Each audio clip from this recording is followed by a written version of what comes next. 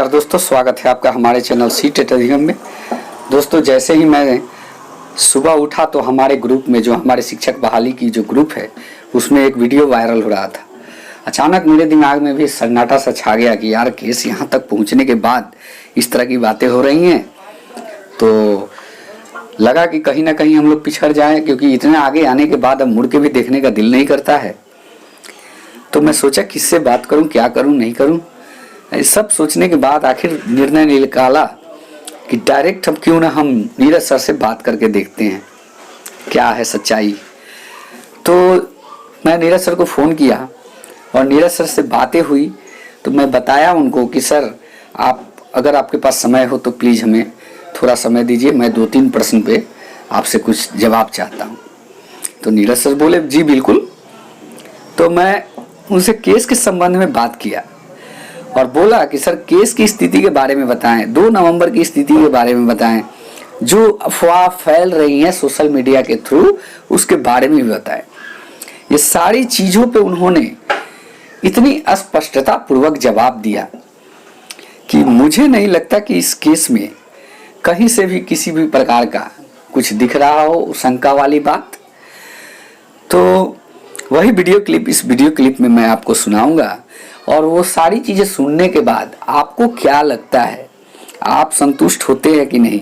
क्योंकि जो video clip है उसमें वो सारी बातें कही गई हैं उनके द्वारा। मैं केस की स्थिति के बारे में भी उनसे पूछा तो उन्होंने बताया केस की स्थिति कहाँ है फिलहाल, ये सारी चीज़ों पे चर्चा किया। ये सारी चीज़ें मैं उन्हीं की जुबानी आपको सुनाऊंगा। और 2 नवंबर की स्थिति के बारे में भी बात किया तो उन्होंने 2 नवंबर की स्थिति के बारे में भी जिक्र किया, खुल के जिक्र किया। और जो सोशल मीडिया पे अफवाह फैलाए जा रहे हैं उसके संबंध में भी मैंने उनसे बात किया तो उन्होंने बिल्कुल स्पष्टता के साथ, कहीं से कोई झिझक वाली बात नहीं थी, वो सारी बातें क्लियर तौर पे इस ऑडियो क्लिप में बताए हैं। और मैं चाहता हूं कि आप लोग इस ऑडियो क्लिप को सुने। सभी अभ्यर्थी के लिए ये जरूरी है कि हम जो फंडिंग कर रहे हैं वो सही जगह जा रहा है कि नहीं। ये सारी चीज़ों का आप खुद निर्णय निकाल सकते हैं ये वीडियो क्लिप सुनने के बाद। तो दोस्तों, अब ये वीडियो क्लिप आप सुनिए, इसके बाद कुछ चर्चा करेंगे। वीडियो को कहीं भी स्किप मत कीजिए, ये पूरा जितना भी ये है इस क्लिप को सुनिए। हाँ नमस्कार सर, नीरज जी से बात हो रही है क्या सर? जी बोलिए सर, आपसे कुछ सवाल करनी थी बहाली के संबंध में, बिहार शिक्षक बहाली के संबंध में सर। सबसे पहले तो बता दूं सर, आपको हमारे लिए कीमती समय निकालने के लिए बहुत बहुत धन्यवाद सर। जी, आपका भी धन्यवाद कि समय दिया आपने भी। सर, कुछ सवाल थे। जी पूछा सर, सबसे पहले तो बताएं कि केस की स्थिति के बारे में। सर, केस हम लोग 100% जीत रहे हैं, कहीं पर कोई गतिरोध नहीं है। अब आपको बता दें कि 2 नवंबर की सुनवाई है, 118 नंबर पर आपके केस का लिस्टिंग है जी। अब ऐसी स्थिति में हो सकता है कि 118 नंबर पर अगर लिस्टिंग है तो 2 नवंबर को सुनवाई ना होकर के 3 नवंबर को या 4 नवंबर को सुनवाई आगे जाए जी। पर सुनवाई होगी और सुनवाई में बड़ी जीत मिलेगी। ऐसे में वकीलों से हमारी कल भी वार्ता हुई है। वकील साहिबा का कहना है कि घबराए नहीं, अब ये फाइनल हेयरिंग ही है, जब तक डेट आगे एक्सटेंड हो रहा है। लेकिन जैसा कि अब स्थिति है बिहार में कि बहाली प्रक्रिया 94,000 शिक्षकों की रुकी है और साथ में 2,75,000 सीट खाली है। ऐसे में हम आपको बता दें कि इस सुनवाई को होना ही है, वो जिस हालत में हो। लेकिन थोड़ा सा गतिरोध है, आप एनआईओएस डीएलएड केस को भी देख सकते हैं। उस केस में भी इसी तरह लिस्टिंग आगे बढ़ा था जब कोर्ट में उस समय जजों की संख्या कम थी और नए जज की बहाली के कारण कुछ जजों को इंटरव्यू में लगाया गया था, तो ऐसी स्थिति ही बनी थी। पर आगे जा करके केस सुनवाई में आ गया था। अनिल कुमार उपाध्याय आपके जज हैं और यही जज रहेंगे और हो सकता है कि 118 नंबर पर 2 नवंबर की सुनवाई नहीं हो सकता है कि 3 नवंबर को सुनवाई हो जाए। जीत आपकी सुनिश्चित है। जी सर, और एक और सवाल था सर, मेरा दूसरा सवाल ये था कि सर, जो सोशल मीडिया के थ्रू कुछ अफवाह भी फैलाए जा रहे हैं सर, हम यही अभ्यर्थियों से कहेंगे कि अफवाहों पर ध्यान न दें। कल भी हमारे वकील से करीब आधे घंटे की वार्ता हुई है। जो भी महत्वपूर्ण दस्तावेज है उन दस्तावेजों को हमने वकील को जमा कर दिया है। एक गतिरोध ये था कि सरकार के तरफ से जो सीए फाइल करना था, फिर से दोबारा जो जवाब मांगा गया था कि क्यों सीटेट दिसंबर अभ्यर्थियों को बहाली में मौका नहीं दिया गया, अभी तक सरकार की तरफ से जवाब नहीं दिया गया। ये कहीं ना कहीं अभ्यर्थियों के लिए प्लस है। जी और अगर 2 नवंबर को हाई कोर्ट में सुनवाई होती है और सीए नहीं मिलता है जी तो अभ्यर्थियों के लिए बहुत ही बढ़िया होगा, क्योंकि कोर्ट अब ज्यादा समय न लेते हुए फाइनल जजमेंट देगी और सरकारी जवाब न मिलने का इंतजार नहीं करेगी। आपको बता दें कि ऐसा ही डीएलएड प्राथमिकता है कि इसमें एनसीटी बार बार कहने पर भी जब सीए नहीं डाल रही थी, अपने तरफ से जवाबी हलफनामा नहीं डाल रही थी, तो उस समय भी बिना सीए का ही आगे सुनवाई हुआ। ऐसे वकील साहिबा का कहना है कि बिना सीए की सुनवाई होगी, घबराइए नहीं और सुनवाई आपके पक्ष में हो सकती है। जी सर, नवंबर की केस की स्थिति के बारे में सर कुछ कहना चाहेंगे?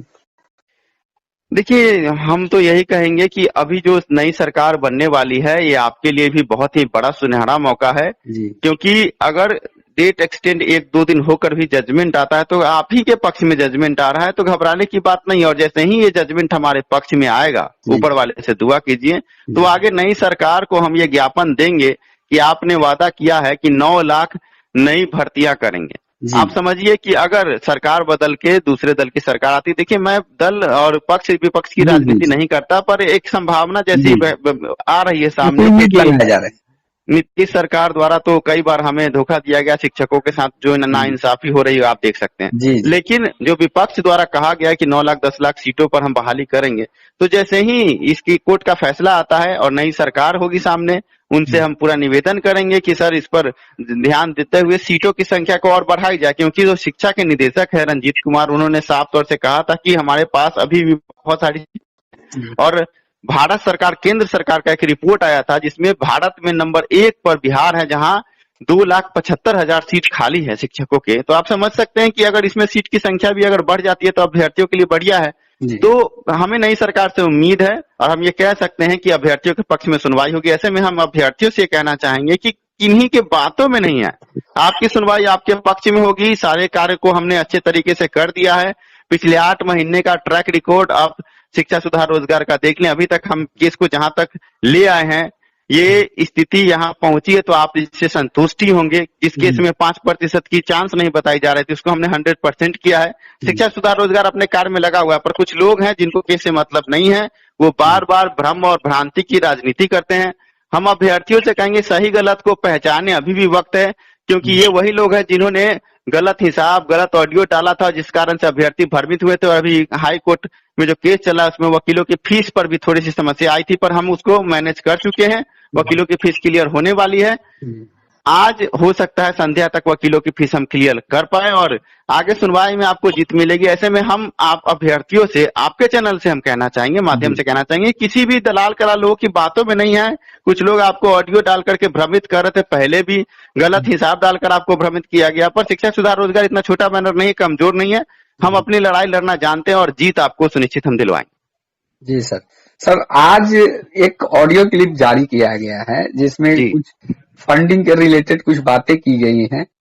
तो देखिए, हम आपको बताते हैं कि कुछ लोग हैं जो पहले से ही ये चाह रहे थे कि इस केस में कमजोरी आए। उन्होंने गलत हिसाब कागज पर लिख कर दिया और वो लोगों को भरमाया था और गलत ऑडियो डाला था कि आप लोग फंडिंग नहीं करें। आप हमें नीरज जी ये बताइए कि पिछले 1 महीने से हम इस फंडिंग में लगे हुए हैं कि केस की सुनवाई अच्छे से हो, पर अभी तक फंडिंग की स्थिति वहां तक नहीं पहुंची। कहीं ना कहीं इनके ऑडियो और इनके गलत हिसाब के कारण ये हुआ। लेकिन बाद में जब हमने बैंक स्टेटमेंट डाला तो अभ्यर्थियों ने हम पर भरोसा किया है। अभ्यर्थी आगे आ रहे हैं, कहीं से कोई समस्या नहीं है, सारे कार्य अपने गति से हो रहे हैं। अब ये इसमें एक ही एक समस्या है कि इनके ऑडियो वीडियो पर अगर लोग ध्यान देते हैं और केस खराब होता है तो जिम्मेवार अभ्यर्थी होंगे। हम तो यही कहेंगे कि आपका केस जो आगे ले जा रहा है उस पर आप पूरा तरीके से विश्वास कीजिए, केस आपका अच्छे तरीके से जाएगा। ऐसे में आपको एक बड़ी खबर दे दे कि इन लोगों ने वकील को भी दिमाग खराब करने की कोशिश की है। वकील के पास इन लोग के तरफ से बराबर फोन किया गया कि शिक्षा सुधार रोजगार की मदद ना करें, शिक्षा सुधार रोजगार के केस से आप हट जाएं। आपको हम क्या बता, अपने चैनल पर हम वकील की जुबानी एक ऑडियो क्लिप भी हम डालने वाले हैं और पर्दाफाश करेंगे इन लोगों का कि ये लोग वकील को भी जाके उल्टा पुल्टा कह रहे हैं। आप समझिए कि इनकी मंशा जो है, जो ऑडियो डालने वाले, इनकी मंशा आपके केस को आगे बढ़ाने की नहीं है, केस को खराब करने की है। अब आम अभ्यर्थियों को सोचना कि सही गलत क्या है।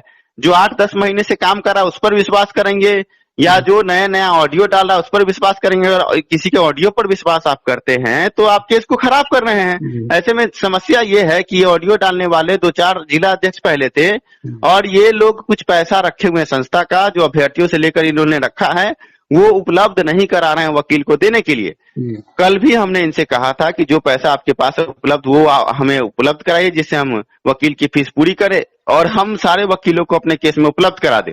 पर अभी तक उनके तरफ से वो पेमेंट नहीं आया है। और पैसा, देखिए, सारी राजनीति पैसे की है। उन लोगों ने जो अभ्यर्थियों से पैसा वसूली की है वो कह रहे हैं कि वो हमारे पास रहने दीजिए, आप अपने तरह से काम कीजिए। तो भैया आप एक बात बताइए कि एक तो इन लोगों ने फंडिंग नहीं होने दी, उसके बाद ये 2-4 लोग हैं जो पैसा जो अभ्यर्थियों से इन लोगों ने वर्गला कर जो लिया है वो पैसा उपलब्ध नहीं करा रहे हैं, तो आगे केस कमजोर हो रहा है।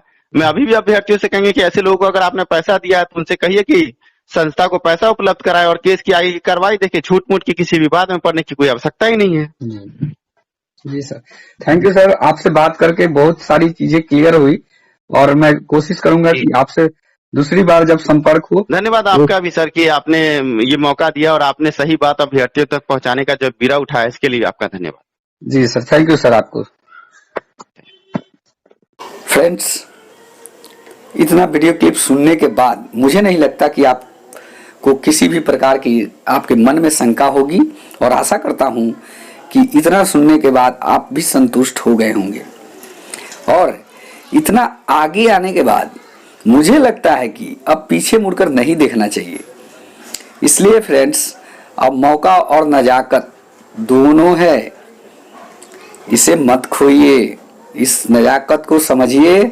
और ये सारी वीडियो क्लिप सुनने के बाद मैं तो अपने आप को नहीं रोक सकता, क्योंकि मैं सच्चाई का साथ देने जा रहा हूं। और मैं खुद आज जो सहयोग राशि है आप हमारे वीडियो के स्क्रीन पे देख सकते हैं, मैं आज क्लियर कर दिया। और एक प्रकार से क्लियर करने के बाद मुझे लगा कि मैं सच्चाई के साथ हूं और मैं पीछे नहीं जा सकता। तो दोस्तों, आप भी सहयोग राशि दें और जल्दी से मुहैया करा दें, क्योंकि 2 नवंबर में कोई समय नहीं है। तो आज के इस वीडियो में इतना ही दोस्तों, और अच्छा लगा हो तो प्लीज़ हमारे चैनल को भी सब्सक्राइब करें, लाइक करें। धन्यवाद। जय हिंद, वंदे मातरम।